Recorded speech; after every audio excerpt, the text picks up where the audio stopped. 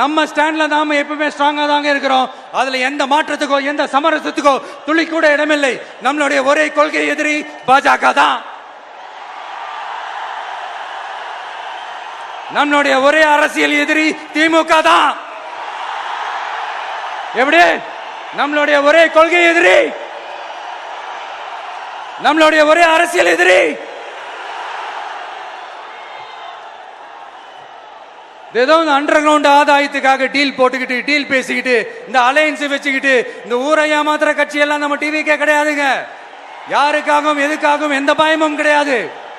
மாபெரும் பெண்கள் சக்தி நம்மளோட இருக்கிறாங்க, மாபெரும் இளைஞர்கள் சக்தி நம்மளோட இருக்கிறாங்க, ஒட்டுமொத்த தமிழ்நாட்டு மக்களுடைய சக்தி நம்மளோட நிக்கிறாங்க. அப்படி இருக்கும்போது இந்தியாவில் இருக்கிற எல்லா ஸ்டேட்லயும் வாழ்ற நம்ம தமிழ் நெஞ்சங்கள் மட்டும் இல்ல, உலகம் பூரா 100க்கும் மேலான நாடுகள்ல வாழ்ற நம்ம தாய் தமிழ் உறவுகள் எல்லாருமே என்ன விஜய் தளபதி விஜய் இல்லனா விஜய் தளபதி இப்படி சொந்தம் கொண்டாடுற கோடிக்கணக்கானவங்களோட அன்பு மாசியும் நம்மளோட இருக்கும் போது, இவங்க எல்லாருமே நம்மளோட நிற்கும் போது எதுக்குங்க இந்த பாசிச பாஜகவோட நேரடி கூட்டணியோ இல்ல மறைமுக கூட்டணியோ உறவு வச்சுக்க? நாம என்ன உலகமாக ஊழல் கட்சி? என்ன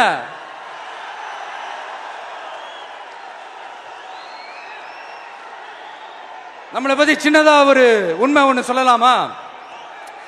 என்னடா இவர் வாயால இப்படி சொல்றாருன்ட்டு யாரும் தவறா நினைச்சுக்க வேணாம். ஏன்னா இது ஒரு விதத்துல ஒரு ஃபேக்டும் கூட. அதனாலதான் நான் சொல்லணும்னு ஆசைப்படுறேன். நம்ம யார் தெரியும்ல? நாம எல்லாருமே சொல்றேன். நாம யார் தெரியும்ல?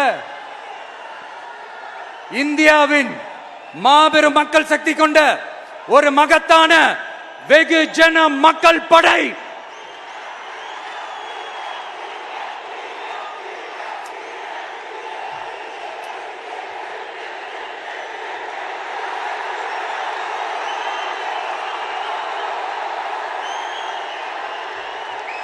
அதனால நம்ம தலைமையில நாம் அமைக்க போற இந்த உண்மையான மக்களாட்சிக்கான அச்சாரமாக மாபெரும் மக்கள் சக்தியை அணி அணியாக நம்மளோட திரண்டு நிக்கிறப்போ இந்த அடிமை கூட்டணியில சேர வேண்டிய அவசியம் நமக்கு எதுக்குங்க?